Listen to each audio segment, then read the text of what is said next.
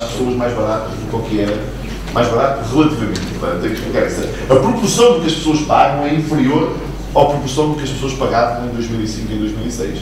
Portanto, nós tivemos este ano que recuar, no final de 2010, que recuar naquela medida que tínhamos tomado em 2009 de promover os medicamentos genéricos totalmente gratuitos para os pensionistas com menores de 100 anos. Essa medida era uma medida de enorme impacto social, que nós consideramos que é uma medida muito importante, da qual nós recuamos porque, francamente, nós verificamos que houve a esse respeito um enorme abuso.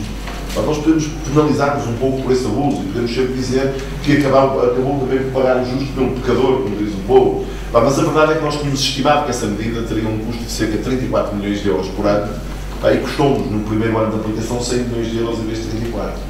E custou, eu acho que nós sabemos porquê, porque as pessoas, quando têm essa oportunidade das coisas serem gratuitas, depois começam a não ter respeito pelos medicamentos, a levar taxas a mais, quer precisem, quer não precisem, a levar para o filho, para a nora, para a rua toda, quer dizer, depois nós éramos capazes de sustentar aqueles 34 milhões de euros, não temos dinheiro para sustentar os 100, quer dizer, não é possível. Mesmo assim, eu chamo a atenção que a mudança que nós fizemos não foi para os escalões anteriores, foi para que as pessoas, nestas condições, os pensionistas com rendimentos inferiores ao salário mínimo nacional pagam 5%, o que é muito diferente do que pagavam antes, porque antes dependia do tipo de medicamentos, de alguns deles pagavam, uns pagavam 16% e outros pagavam quase 50%, e agora pagam de outros 5%, o que é, apesar de tudo, diferente, mas é um esforço para introduzir um mínimo de moralização no consumo desses medicamentos, sem os quais nós não conseguimos sustentar a despesa do Estado com medicamentos. Isso é uma outra forma de destruir a Instituição de Saúde. O PS quer destruí-la à bruta. Aqueles que só propõem aumentos das despesas e não querem olhar a isso, podem não querer destruir, que são mais ou menos a oposição da nossa esquerda. E eu admito que eles não queiram destruir, mas fazermos o que eles querem conduziria à sua destruição por completa inviabilidade da sua sustentação financeira. Eu acho que talvez isto já tenha sido de introdução para o debate e nós possamos agora, depois, dar conta das pessoas, animar esta conversa. Muito obrigado.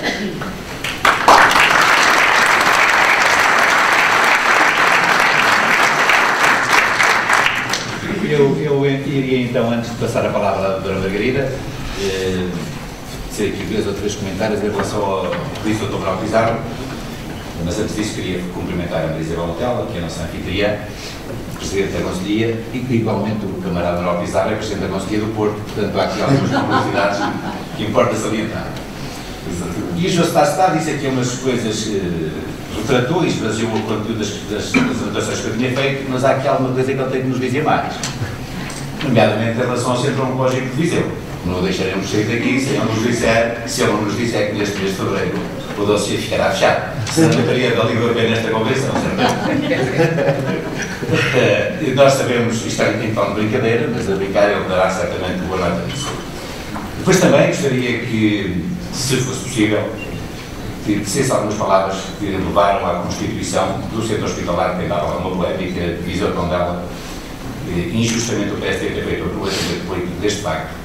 E gostaria também de ouvir da parte de quem tutela o seu comentário em relação a isso. Depois também uma nota importante é que falámos todos daquilo que é o Hospital do Lamego, um hospital que nós tivemos a oportunidade de visitar na terça-feira na visita dos deputados. É um hospital espantoso, numa localização fabulosa, com condições do mais moderno que existe, e ninguém disse o montante do investimento. Porque toda a gente, durante todos os anos, prometeu o Hospital ao Lamego. Só que só o governo do Partido Socialista é que o fez. E foram 42 milhões de euros. É muito dinheiro, no momento em que estamos na vida. Depois também gostaria que o nosso camarada Manuel Pizarro abordasse de uma forma ligeira uma polémica que tem andado na comunicação social, que tem a ver com o transporte de doentes não urgentes, que é uma coisa que tem preocupado as pessoas e acho que é importante esclarecer o que se está a passar. E depois também, já agora, de jeito de rodapé, dizer também que a Federação do Partido Socialista e o seu Presidente têm feito sentir ao Ministério e a outros Ministérios, neste caso à Saúde, alguns daqueles são os números anseios do Distrito. Um já foi dito, que é o Centro Oncológico, o outro, o Hospital do Lamego, está em curso, e precisamos também resolver com urgência a questão da falta de convenções de fisioterapia no Distrito. Sei que também está a ser tido em conta, e como fevereiro é o mês mais curto, seria, porventura, o mês mais certo para resolver isso. E passo a palavra para o final. Eu, se resolver tudo em fevereiro, depois não há nada a fazer mais. Eu acho que aqui duas outras notas que merecem um comentário. Eu acho que em relação ao Centro Oncológico de Viseu, sem dizer mais que aquilo que estou verdadeiramente capaz de dizer, há uma coisa que é óbvia para quem olhar hoje para o país e para a rede de resposta oncológica do país, é que com a criação do Centro Oncológico em Vila Real, o Centro Oncológico que atende a população de Trás-os-Montes, e com a criação do Centro Oncológico no Hospital de Évora e depois com o Centro Oncológico em Faro, verdadeiramente há uma zona do interior do país onde parece faltar um Centro Oncológico. Eu acho que, dito isto, já talvez se possa perceber o que é que eu penso sobre o assunto. Francamente, eu acho que nós temos que fazer este tipo de notícias, podem ser muito contraproducentes se não forem dadas com a sustentação técnica e financeira que têm que ser dadas. Eu não faço parte dos políticos que gostam de fazer anúncios para obter aplausos, que depois não têm sustentação, no calendário e de uma forma clara de execução. Eu acho que é muito importante que nós tenhamos, até porque eu acho que é isso que também nos honra neste comportamento. Eu acho que nós hoje podemos aqui em Lamego, por exemplo, falar de cabeça erguida sobre o assunto do Hospital de Lamego, porque estamos a fazê-lo, não é conversa. Os outros tinham tudo pronto, só não deixaram é pôr lá pedra nenhuma, nem coisa nenhuma. O resto estava tudo pronto, estava tudo feito, não havia nem hospital. Quando estava sendo tudo resolvido, agora, os outros anunciavam que estava tudo resolvido. Nós fizemos o hospital. Não tinha nada a ver com isso.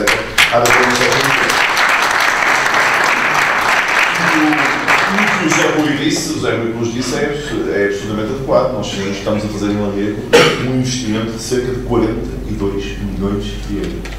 Eu gostava de saber quais foram os governos que fizeram em Lamego, investimentos que se comparem com este investimento que nós estamos a fazer em Lamego.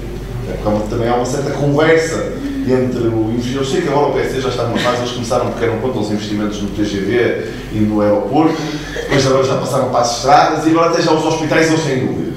Sim, agora até já nos hospitais há vários projetos de hospitais que estão empatados na tal famosa comissão paritária que está a discutir agora no Hospital de Lamego. O que mais se lhes pode dizer é que a sorte do povo de Lamego foi que o Hospital de Lamego ainda foi decidido pelo governo do PS em maioria absoluta, porque senão também estava na comissão para saber se valia a pena. Porque tudo que chega a investimento público, eles perturbam intensamente esta ideia de haver serviços públicos que correspondam à qualidade das necessidades das pessoas, perturba a direção do PSD. Eu acho que o Hospital de Lamego tem que ser uma enorme oportunidade para nós mostrarmos o que é a qualificação do serviço público. Eu tenho muita esperança. O hospital vai ser inaugurado no ano 2011. O Hospital de Lamego vai ser inaugurado no ano 2011. E eu tenho muita esperança. Portanto, vai ser inaugurado pelo Primeiro-Ministro José Sócrates. E eu tenho muita esperança de que o novo hospital seja um instrumento que demonstre à população de toda esta zona do Globo Sul aquilo que é um Serviço Nacional de Saúde requalificado e aquilo que é uma visão socialista, mas de uma esquerda moderna sobre a organização de um hospital de serviço público de saúde. Eu, sobre o assunto do Centro Hospitalar de Viseu Tondela, eu devo dizer que eu interpreto algumas reações públicas que têm ocorrido aqui desta zona como mera demagogia, porque eu acho que já é evidente, ao fim da criação, nos últimos 5 ou 6 anos, de variedíssimos centros hospitalares de todo o país, já é evidente a possibilidade das vantagens que os centros hospitalares podem traduzir. Depois nós temos que ver em concreto se o funcionamento em cada sítio é o melhor. Isso é outro assunto. Agora, se não fosse o facto do Hospital de Lamego estar integrado num centro hospitalar de maior dimensão, não era possível ter especialistas, ter consultas de 14 ou 15 especialidades em Lamego. Como é que será possível? O Hospital de Lamego não tem dimensão para ter serviços com os profissionais dessas especialidades todas. Não tem, não é para ter. Na região moram as pessoas que moram. O consumo de consultas de algumas especialidades faz com que tenha que vir um médico que vem fazer consulta uma tarde por semana, ou 2 tardes por semana. Não pode estar, nós não podemos ter no quadro de um hospital desta dimensão o conjunto de profissionais que permitiriam ter esse serviço todo. O que acontece em Tondela é um pouco similar. A ideia é essa, ou nós nos resignamos ao hospital que existe em Tondela, que é um hospital que é absolutamente razoável, mas muito limitado, com 2 ou 3 especialidades, ou achamos que as pessoas também de Tondela também têm direito a ter um serviço mais modernizado e com maior grau de desenvolvimento. Isso exige a associação a um hospital maior. Eu nem percebo, a não ser no plano das coisas simbólicas, que se querem agitar na opinião pública para criar pequenos factos políticos baseados em bairrismos e em rivalidades, mas eu nem percebo qual é o problema.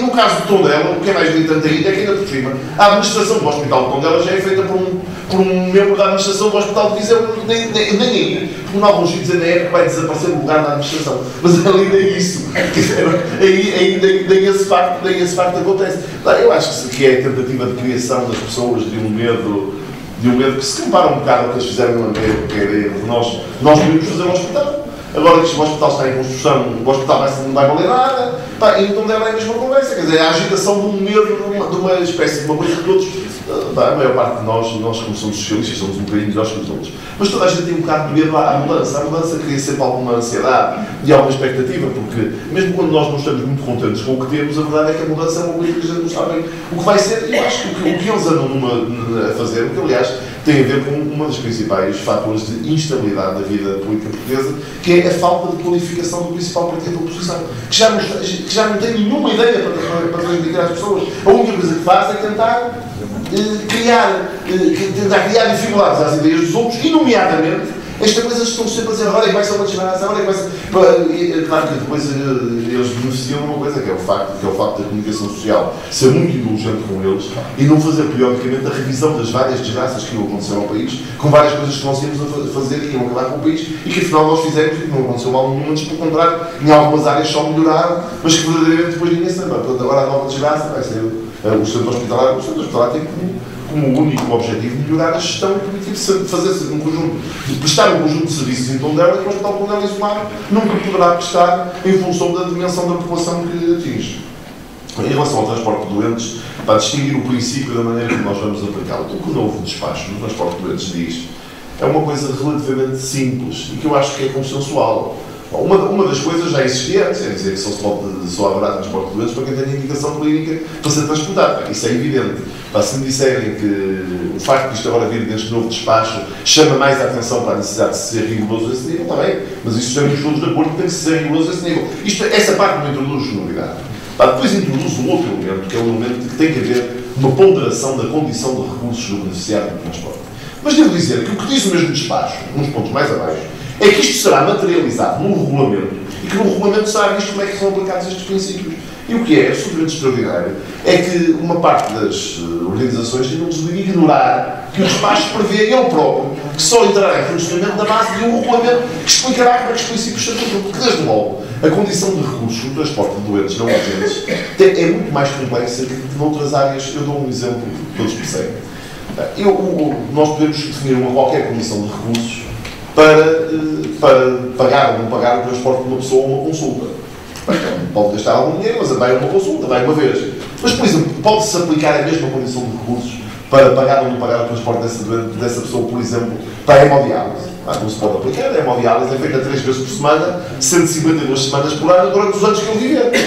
Portanto, uma pessoa mesmo que tenha um rendimento que seja, sei lá, o dobro do salário mínimo, não pode pagar as inscrições para a hemodiálise, mas se calhar pode pagar as inscrições para uma consulta. Quer dizer, as coisas são diferentes. Não estamos a falar de coisas idênticas e por isso este regulamento está a ser trabalhado. Para nós no Instituto tivemos ou azar ou inabilidade, já também tive direito às vezes, que foi este novo regulamento aterrou em cima das eleições para a Liga dos Bombeiros. E metade deste assunto tem a ver com a agitação eleitoral da Liga dos Bombeiros e não com nada que o regulamento tenha vindo criar. E temos que viver com isto, temos que ser capazes de disciplinar para as pessoas. Leiam lá, se o despacho não diz sim, que se vai aplicar um novo critério que é indicação clínica e condição de recurso, é verdade, mas também não diz lá que a materialização disto depende de um regulamento que tem que ser elaborado e, portanto, talvez valha a pena confiar que nós também sabemos que existem situações diferentes e nós também sabemos que, agora, também há uma outra questão que eu acho que também podemos abordar. Eu acho que também há questões no domínio do transporte de doentes, do transporte, até não é só de doentes, do transporte de utentes cidadãos aos cuidados de saúde,